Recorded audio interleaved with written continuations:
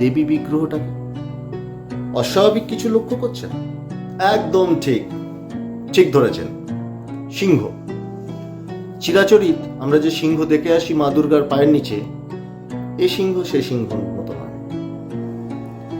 বৈষ্ণব ধর্মাবলম্বী যারা, তারা যে দুর্গা পুজো করেন, তাদের সিংহ ঘটকমুখী সিংহ।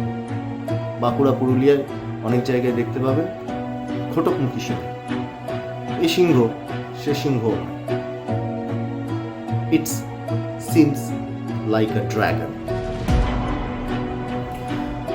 বৌদ্ধ বজ্রযান তন্ত্রের ছোঁয়া রয়েছে এই সিংহে।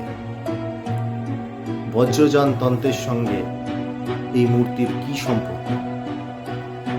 বজ্রযান বৌদ্ধতন্ত্রই বা দেবী দুর্গার মূর্তিতে এলো কিভাবে? এটা নিয়ে